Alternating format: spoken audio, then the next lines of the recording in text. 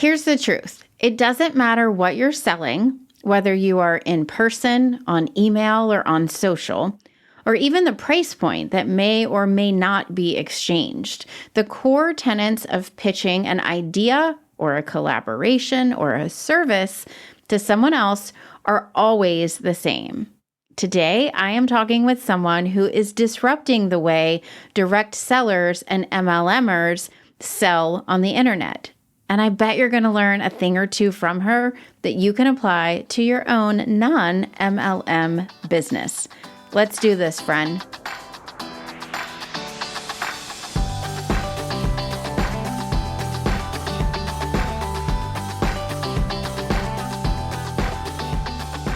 Hey there, pitches. Thanks for tuning in to another episode of Go Pitch Yourself. I am your host, Angie Trueblood. And in this episode, we are digging into direct selling, MLMs, and being a human online. Yes, there are lessons to be learned from this industry. If you are new here, welcome. I am a podcast visibility strategist, aka podcast pitcher extraordinaire, the founder of the Podwize group, and to be honest, I have worked in 2 direct sales companies before I started what is now known as the Podwize Group. More on that in a bit. If you're an OG listener, hello. Thank you for sticking with me. I really hope you enjoy this episode. I was so pumped to invite my friend Colleen Nichols on the show to chat all about being a human on the internet. So we're going to chat about pitching in its most general definition. We are talking about the confidence needed to pitch effectively, how to stand out when we might be competing against others who are pitching, really relevant for those of us that are pitching for podcast interview opportunities.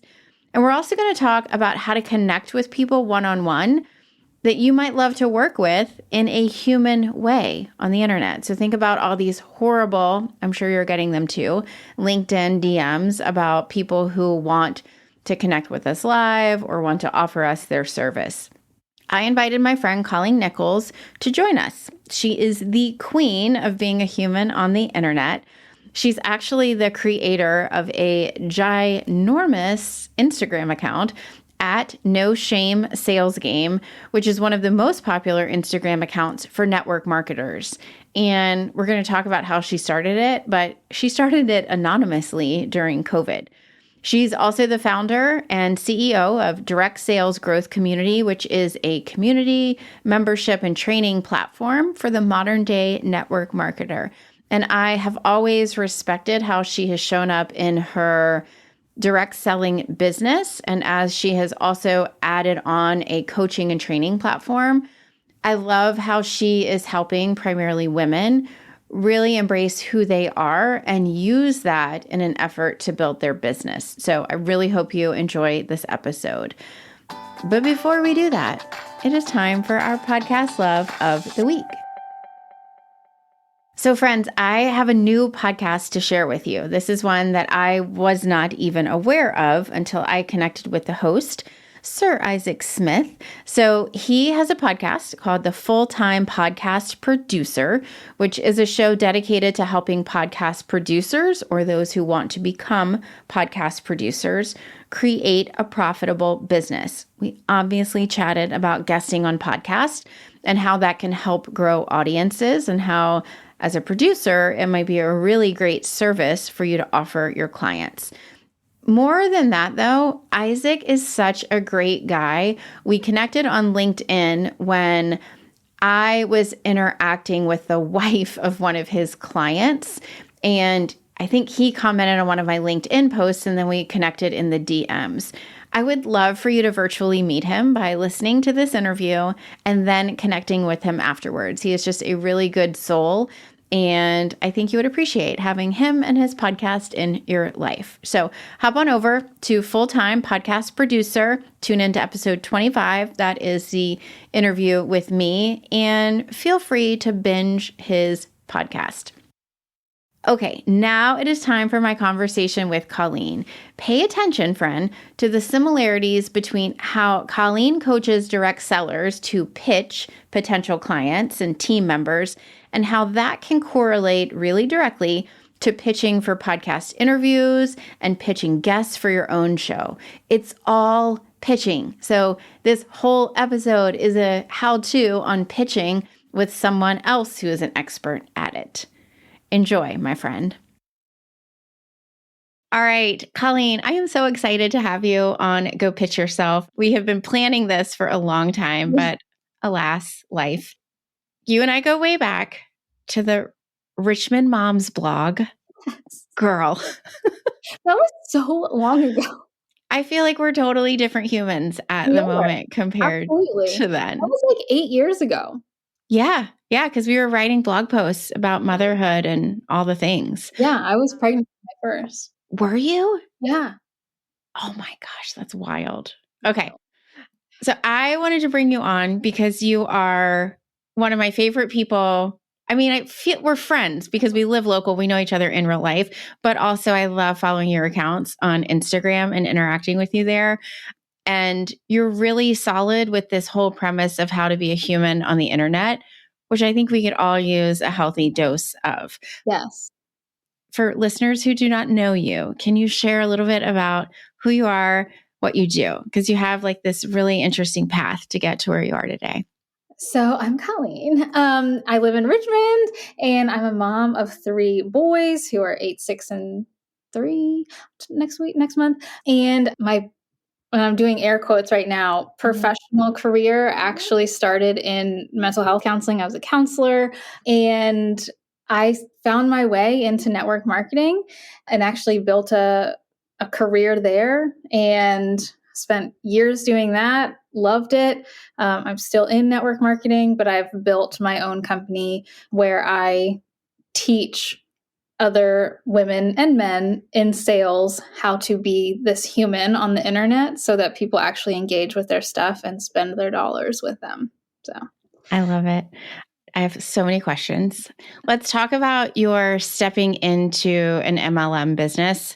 And I told you before we hit record, our listeners are not in an MLM business now. That said, I think many of them, like myself, have experience having been in direct sales. I think that's actually one of the challenges of women and work is that when you want to leave a traditional job, there's not a ton of options of what can you do if you can't build something from the ground up. And I think MLM, it was my bridge to getting to where I am today. The whole idea and the business model of network marketing is brilliant when you understand it. I think it has a major misconception, and I get it. I totally understand all of that misconception. But I, like a lot of people probably listening, I had tried direct sales twice before actually becoming successful. So, I was that person who tried and then made $0. And then I tried again and I made like a couple $100. And then I was like, this is stupid. I hate it. It's like a cult and it's just not for me. Whatever. Fast forward, I was staying at home with I had a 16-month-old and I was pregnant again. And my husband fog. Was I don't know exactly when time this was. Where in space and time I was, but I know I had a small child. I was growing a small child. I was at home, not working outside of the home. Right. And my husband was, and he lost his job out of nowhere. And he had a very handsome income, and it was totally unexpected. And it was kind of like you just said, nobody was going to hire a woman who was 4, 5, 6 months pregnant. That's not happening. And I was like, I'm never going to be in this situation again where we have all of our eggs in one basket. I'm making money and I need to figure out how to do it. And, lo and behold, I see somebody who I don't even really know talking about her network marketing and how great it is. And I was like, F you, you're stupid, you're a liar, like this. And I was just angry because my life was a shit show. Sorry, it was a dumpster fire. But I kept watching and I was like, oh gosh, she actually has lawyers and teachers and nurses and educated, successful women doing this. And I was like, okay, well, maybe I'll take a look. And I did. And we had the conversation and I was like, I don't want to be gross. I'm not going to do this in a you've been on my heart and I've been blessed to like tell you about this. No, not Yes. happening. And I just even remember when we were having a conversation, she's like, well, there's multiple ways to make money. You can sell the product or you can like build a team. And I was like, I'm gonna stop you right there. That's never going to happen. I will never recruit anyone. I will never build a team. That's never going to happen. So just tell me how I can make the $500 I want to make a month and don't talk to me. Yeah. And lo and behold, those were some, words I had to eat because I started building a team immediately. What do you feel like changed? I mean, I know you probably had a larger fire under your ass that time. Yes, totally. I think what changed was the fact that I chose confidence. Before, I was always hoping that, people would like it or that they wouldn't think I was weird. And I was in this position where I had to make it work. And I just remember sitting, right after I had like hit enroll and I was like, oh my God, what am I was like, everyone's going to like think I'm stupid and I'm doing this again and they're going to watch me fail again.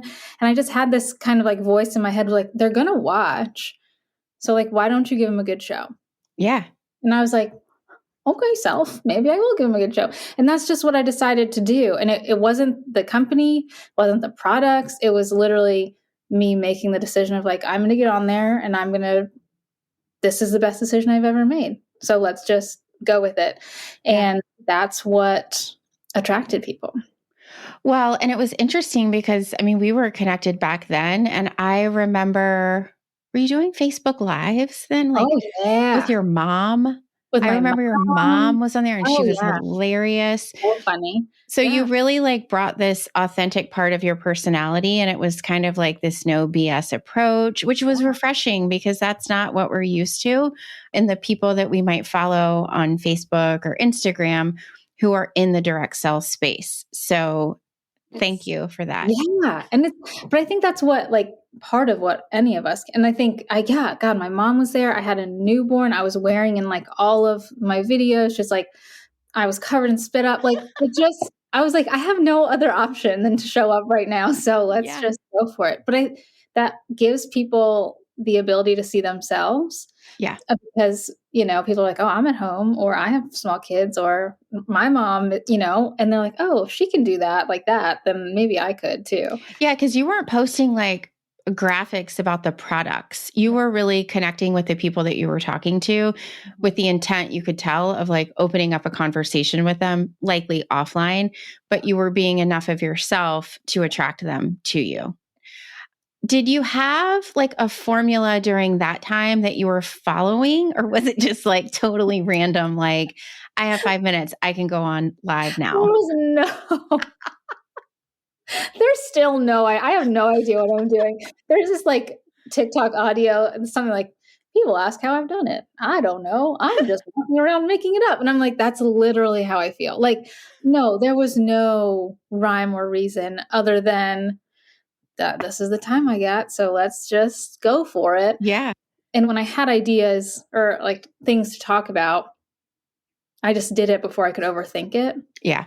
That was my only strategy. Just go and then figure it out later. I love it now that you have this like giant audience. I'm sure there's times where you're like, I should probably think about it a little bit more. Yeah, you think? All right, so let's talk about this Instagram account. How far into the direct selling business, how far were you into it when you launched this like secret account? Yeah, it had been about 4.5 years. Oh, wow. Okay. Yeah, so I started it in July of 2020. You were just bored?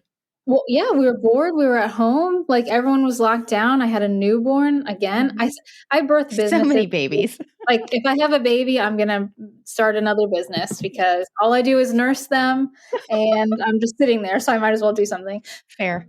Yeah. So I, for the 4.5 years that I'd been in this, seriously, I had such an issue with how most people did this business. And even though I had been really successful and I had, built a global team and made career money and, had the car and earned the trips, people were still like, oh, it's one of those, pyramid schemes. I'm like, Jesus Christ. Like, it's because the other noise is so loud And the only other things that I saw that were positive about network marketing were like, join my team. My company's the best. And I'm like, we need to go farther out than that. Like, we need to talk about an industry. And so I started this account called No Shame Sales Game. Yeah, completely anonymously. And I was just like, I'll just say what I wish other people were saying about it, and adding a different tone of voice to the conversation with, again, no strategy. That's what I was wondering. And no intention. I thought, my husband, it was his idea. And he was like, you should just like make a theme account on Instagram. And for months, I was like, that's the dumbest idea. Like, Theme account, just what that was. That's what he called. He was just like, that's what we called it. I was like, a theme. Marketing. I was like, that's stupid. Nobody would ever follow that. And then I just got to the point where I was like, okay, I'll try it. Like, I'll do it. Whatever. Just shut up. Yeah. And it was just graphics for people. So definitely, as you're listening, pop on over. It's at No Shame Sales Game, or you could also just search like anti-hey girl, because that's like the tagline or whatever. I don't understand Instagram totally. I don't know. Again, I don't know how it works. Yeah. I just show up.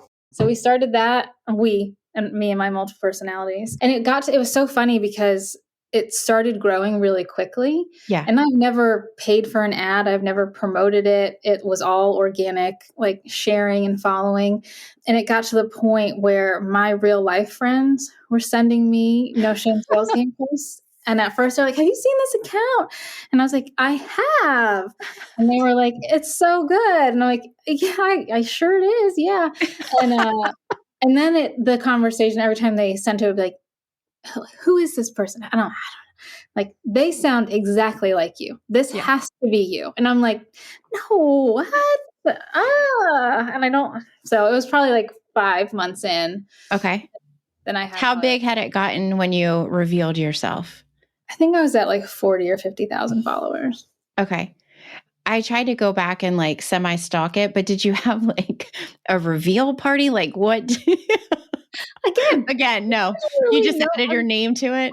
Like, I'm writing a book and I'm writing about that because a lot of people are, afraid to show up on social media. And I get it because it had gotten to this point when I realized like, okay, well, some people have figured it out. I was like, well, this was fun. Like, this is over now. It's like, going to die when they know it's me. It's me. They're going to be like, wow, she sucks. Like, I hate this. I hate her. And some people do think that, but it didn't. And so I just got on and I was like, hey, my name's Colleen. And I just kind of, I think I got on in my stories actually. Okay. So funny. Well, so today I checked before you popped on. It's at like 132,000 followers. Yeah. Still no ads. No. So when people say like you can't grow a following on Instagram, that's not actually accurate. Yeah. I mean, and there's nobody in there. Yeah. I don't have a copywriter. Nobody checks my DMs besides me. I love it. Okay, so that then at some point your very strategic business planning brain thought. It's so embarrassing. I mean, that's like the appealing part of it though, right? Like it's even in my business, I'm not like trained in PR, you know what I mean? And so it definitely like lowers the bar for other people to think, oh, it doesn't take like, a schooled expert in this to be able to do it. When did you start to kind of dream up the idea of the membership? When I started the Instagram account, the idea, I was like, if it ever became something, this would be a great funnel. If a couple hundred people followed, it would be a good funnel to get 10 of them somewhere. Yeah. So my husband and I had been talking about the concept of this community and different trainers and speakers because, wanting to like broaden the voices inside of network marketing. Because a lot of times, if anyone's familiar that's listening to this, a lot of times the only training that network marketers get is from like their upline, which is wonderful. But even as an upline myself, I'm not a marketing professional. I'm not a social media strategist. I'm not a mindset coach. Like, we need other people. Well, and also, like, just to be candid, your personality is not the same as everyone in your downline. So if you were just having them regurgitate, which we've all seen uplines Mm. do, they just tell you to do what worked for them, regardless of whether or not it is authentic to who you are. Yep. So And that's the whole, yes, the whole point. So the hope was that one day it could serve as like a funnel, but it was probably 6 months in. I was like, oh, people are actually following and engaged, and they do want this kind of voice, this content, yeah, change, this right? conversation. And so we start again, no idea. I'm sure you had an email list at that point, Colleen. I still don't have an email list. I still don't know what I'm doing. I have some emails, but I don't do anything with email. Like I know I need to. Oh God, Angie, I'm It's sorry. fine. It's fine. We're not going to talk about that. What you're doing is working. What Yeah, you're but doing is it's I working. mean, all my friends that are like also entrepreneurs are like, you could be doing so much more. And I'm like, I know, but I I don't know mean, what to do. So I posted it on Instagram that we were opening this community, and it got a couple hundred likes, I think. I don't know, but I do remember the virtual doors were opening like December 11th or something like that. And I posted a couple days before, and I went through, and of the hundreds of people who liked it, I sent a voice note to every single one and said, hey, I know that you saw this and you liked it, and I appreciate that you're like following along. Just want to let you know, like, the doors are open, and if you're interested, I'd check it out. And it was a personal, like, to everybody. I had no voice by the end of it, but I was like, I don't have an email list. I don't know. I don't know what I'm doing. But they follow this account, and if they see that it's in their DMs, they'll open it. I would, if a big account DM'd me and it was actually the person. And so that's how it started. What was your initial price point for the membership? $249. Okay. For the year. Okay. It's still around that, or like Yeah, 365? 365 now. Okay. And how many members do you have now? I have like 3,300 at this point. I'm so happy for you. Thanks. I just love it. It's been neat. It's been neat. Yeah. So, yeah. So let's dig into a little bit about you as this expert. And you and I had talked a couple of months ago, and we were just talking about, I don't know, like the bigger role that you play in this selling on the internet space. And you've said it before, like you really want to teach people how to be a human on the internet. Yeah. So what were you seeing that looked not human that is prompting you to kind of step into an even bigger space, maybe at some point, than just the MLM space? Yeah. I see lots of business owners who I know. I see lots of network marketers who I know, like, personally, and I know their actual personalities, and I see how they show up. And I'm like, there's a disconnect. I know that this is not really you. It's a watered down version of yourself. And I just notice that everyone is so, for a lack of a better word, they're vanilla, and they're just trying to like not make any waves, and they're just trying to be this curated version of themselves, and it doesn't land because people, I mean, it might be cool to look at, but nobody's connecting with it. And so I was like, everyone's acting so weird. I was just looking around like, you're like robots. Like, it's so, like, I always say, when somebody starts a network marketing business, and it's probably true for anyone, like, they're normal, and then they start their business and like, hey guys, I just wanted to, like, and their voice changes. Yeah. Their, like, what they post changes. And I'm like, you were cool until you got weird. Like, just because you're selling something doesn't mean anything has to change.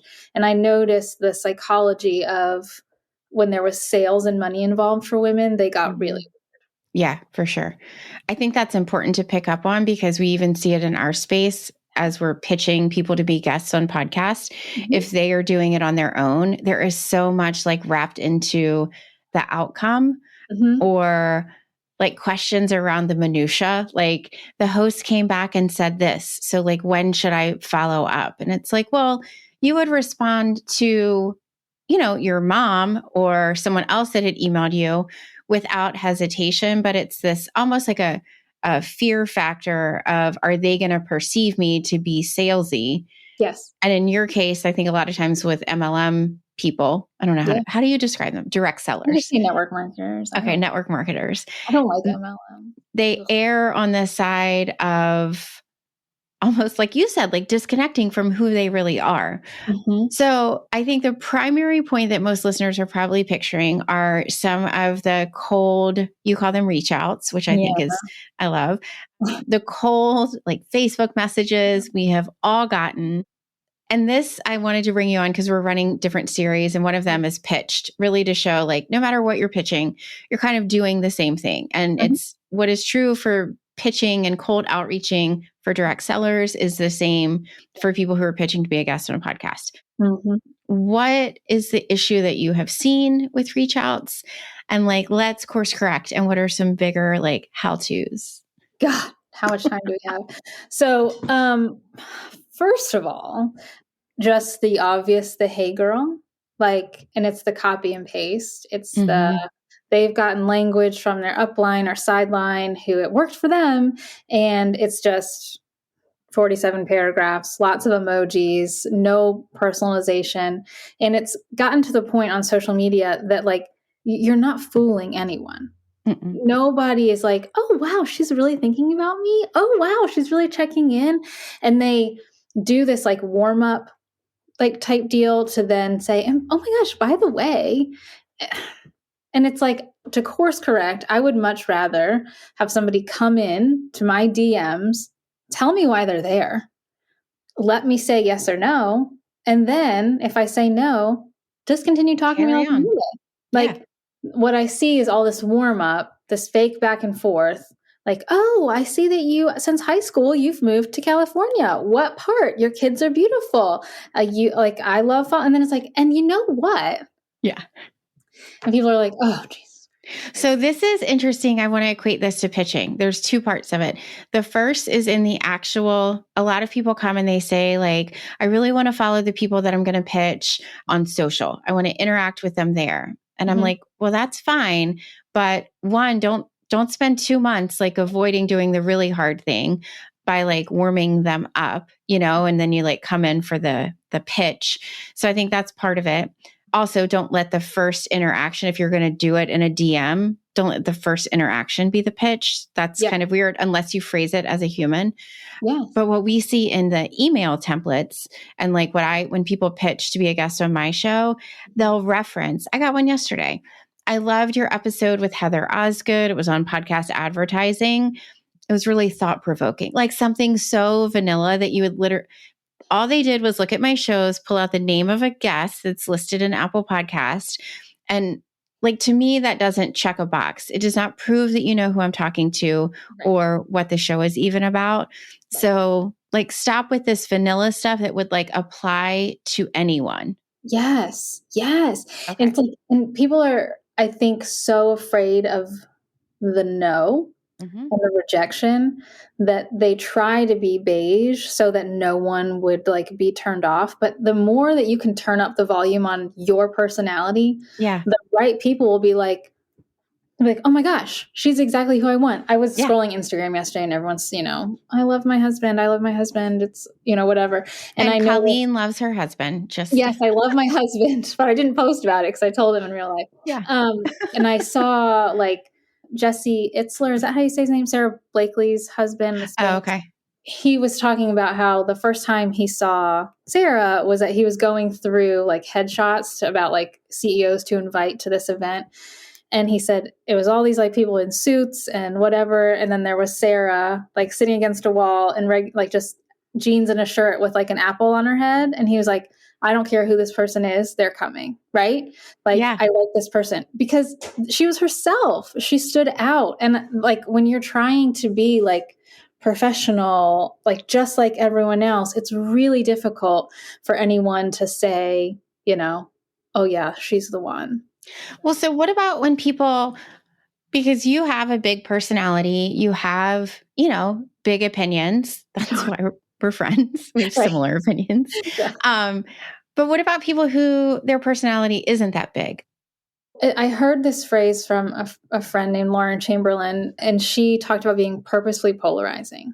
So a lot of times, if you have a big personality, it's easy to be like, I feel a certain way about X, and knowing that half of the people there feel the opposite. Yeah. A lot of people, that scares the bejesus out of them, and they would rather swallow glass than touch that. So being purposely polarizing is saying something like, I think Coke is better than Pepsi. Sorry, I'm a Coke girl all the way. Or Dunkin', sorry, unpopular opinion, better than Starbucks, whatever. That's a conversation starter, like whatever. Yeah. Or I don't care, like who says this or who says that. The toilet paper roll goes over, not under. Like it's very low stakes. Low stakes. But those low stakes conversations get the most people talking because it's something everyone feels comfortable with. And they're like, oh my God, yes, the toilet paper has to go that way. Like sociopaths do it this way. And it's just like, so maybe you don't have a quote unquote big personality and you're scared or nervous or, trepidatious to talk about certain things. Start small and just taking a stance on something. Well, that's what I'm picturing as people start to take these small stances and they can navigate disagreement around toilet paper. Yes. They will get more comfortable with disagreement around something a little bit more important. Yeah. So it helps flex that muscle. We talk about it a lot, like the topics that you're pitching, they need to be able to catch the eye of someone. And if it's the same thing, like we work with a lot of operations and financial people, if it's the same thing that the next CFO is going to be able to talk about, we need to mix it up a little bit. We need to make it more you. Yeah. And I think for anybody in any industry, if you're trying to stand out and you want a lot of people to like you, you have to be okay with a lot of people not liking you. Like that's just part of the gig. But knowing that every time you kind of show up as you, it's like, I call it like a lighthouse post, like, so your people can find you. Yeah. And it just brings them in. Well, and most people have a much bigger like lead up period than you did, right? Because you grew this thing without anyone knowing who you were, and then you kind of stepped into it. So the way most people grow on social and in business is, you get to acclimate as you grow and have that attention on you. Yeah. And also, I think a lot of times reach outs, and this goes more for like the rapport building. And I think like you're going to pitch yourself. If I'm going to pitch myself to a company, I just, will show up in their DMs and say, hey, who do I need to contact from your team to talk about this? And then they send me an email address, and that's who I reach out to. But if it's more along the lines of like a network marketer or a photographer or a salesperson, whatever, a reach out doesn't necessarily have to be like buy my thing. It can be like paying attention to stuff that they're talking about and like engaging with no agenda. Like if they're talking about their dog and you have a dog and you like dogs, talk about your dogs with them with no like, how am I going to turn this conversation about dogs into photographing the dog or whatever. Really, when you release the need to sell, the sales actually come much easier. So I've made the jump from Instagram to LinkedIn. And how's it going? Oh, I love it. Oh my God, I'm so scared of LinkedIn. Oh my God, you would be a hit. Well, people would love you and people would hate you like very quickly. I think you should try it. That's no. I'll just get my popcorn and watch. No, I'm not strong enough. I can only do the one platform. You can do that. I like it because it's like you show up there and the purpose is to network, right? There are still really horrible DMs, but I've gotten better at knowing, like when people look to connect with me, I can look at their profile and know if it's going to be like that 1-2 DM. And so I just won't connect with them.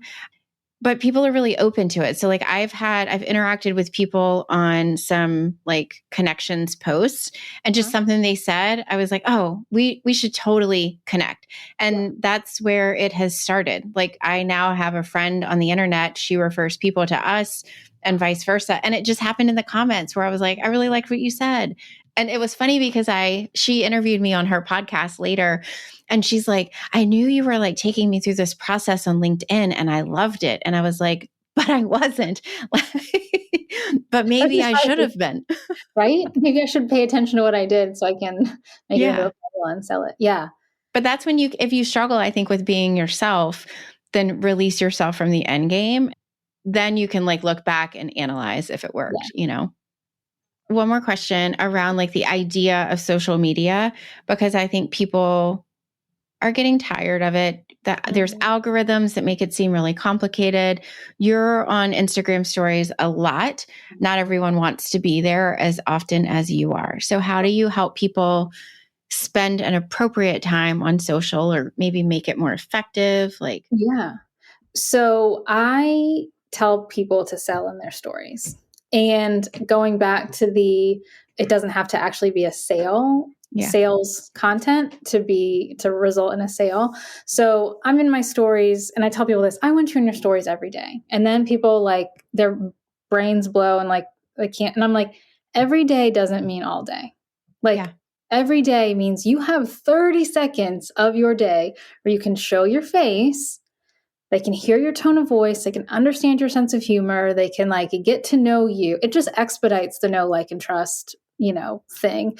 But if you're new to social or you're new to getting your face on stories, I just want you on there once a day, ask a question, give a review of something and give a review of something like you bought on Amazon.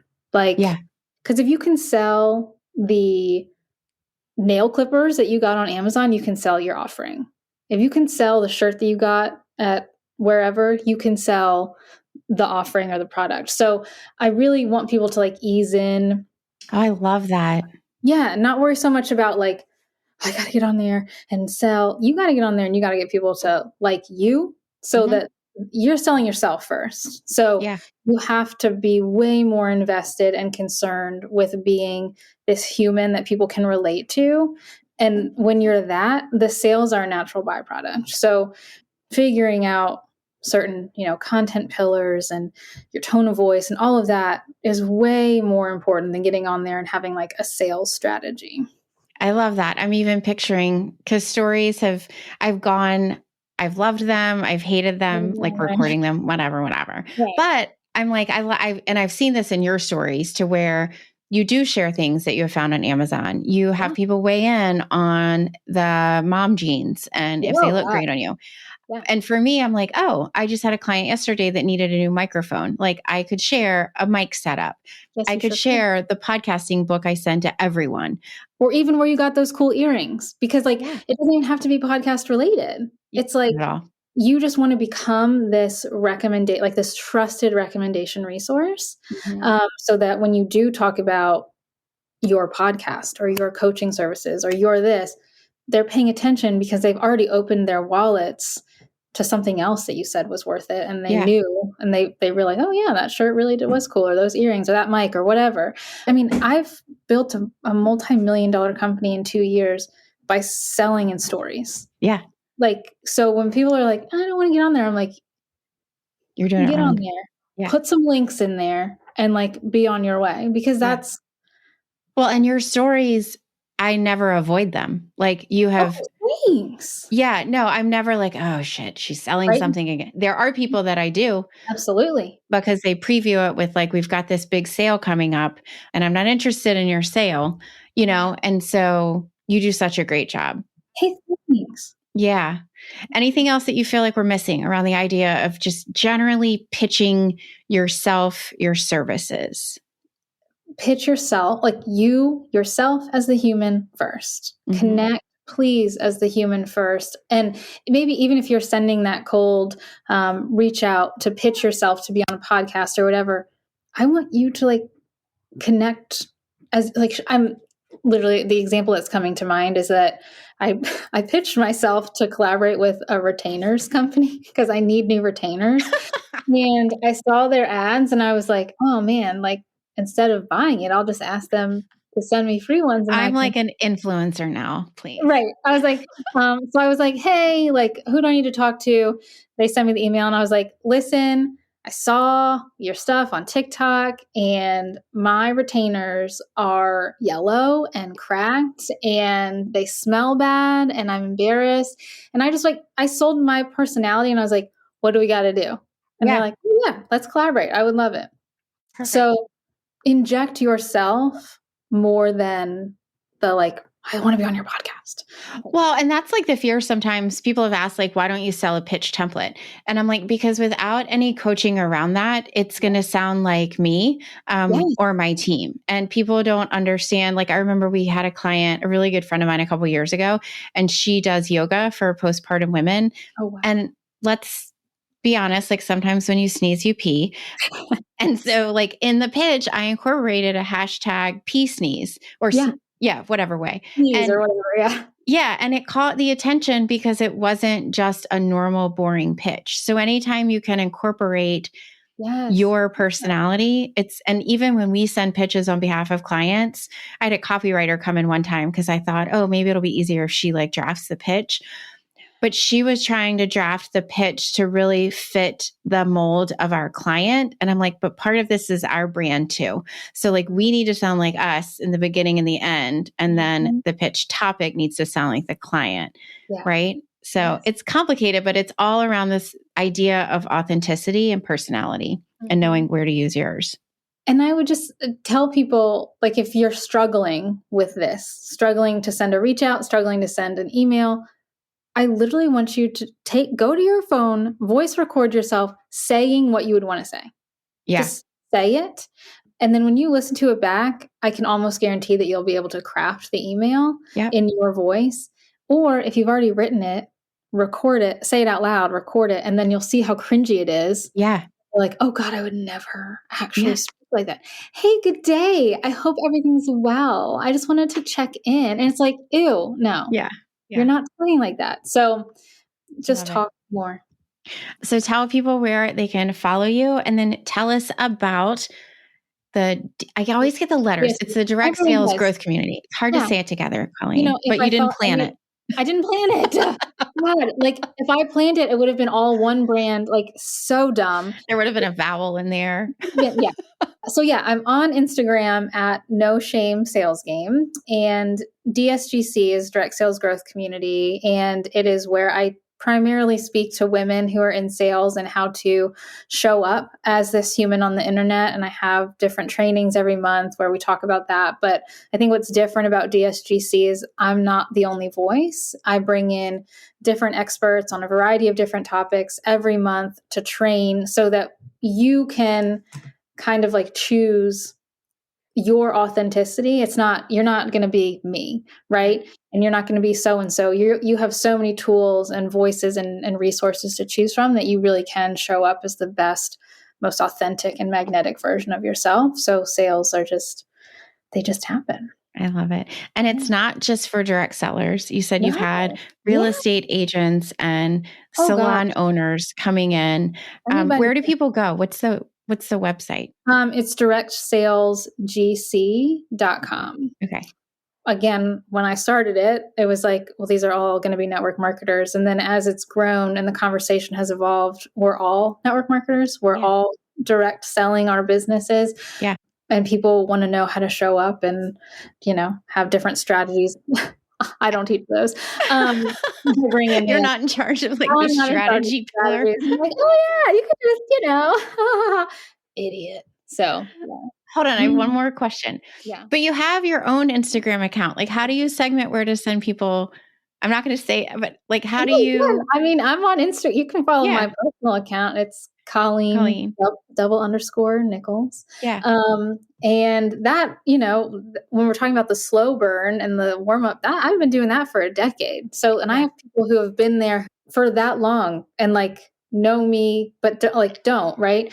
And that's the whole other masterclass in like being who you are and talking about things. Because that's where people buy their products from you. So I only sell my network marketing product on my personal page because of the influence that I have in the network marketing community now. It doesn't feel ethical to do that over there. So I don't do any of my own selling over there. I only do it on my personal page. Yeah. Okay. Awesome. Thank you for being here. This was perfect. Thanks. I loved it. Thanks for having me. I hope you loved our conversation. As I was listening back to it, I felt like I pulled even more nuggets from the conversation with Colleen than when we recorded live. I would love to hear your thoughts on some of the how-tos that Colleen shared and really her perspective generally on selling. So you can connect with me on LinkedIn. Go ahead and, if we're not connected there already, send me a connection request and let me know that you heard me on my podcast, Go Pitch Yourself. And then go follow No Shame Sales Game on Instagram and tell Colleen that you heard her on Go Pitch Yourself. And for sure, if you are looking to up-level how you are showing up on the internet, how you are connecting with prospects in your own business or hosts that you are pitching, check out her community. It is super affordable and packed with information. You cannot go wrong by connecting with Colleen. And hey girl, until next time, be well and be visible.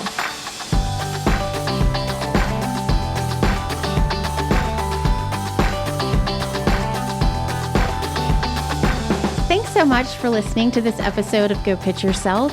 If you found this episode to be helpful, friend, you would be blown away by what we can accomplish together. Here are 2 next best steps. 1, be sure to sign up for our bi-weekly newsletter. That is twice a month, if that term confuses you as much as it does me.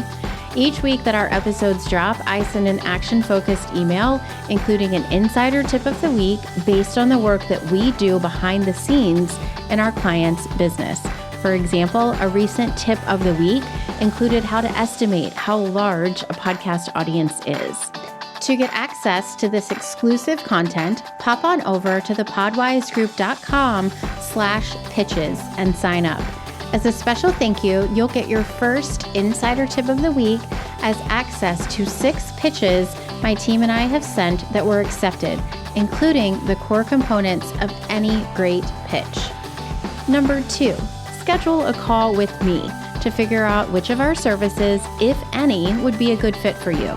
We have a variety of ways to support you and your team in helping grow your business through podcast guesting, and I am pretty skilled at helping identify pain points and solutions. Hop over to the podwizegroup.com/services and grab a spot on my calendar at the bottom of the page.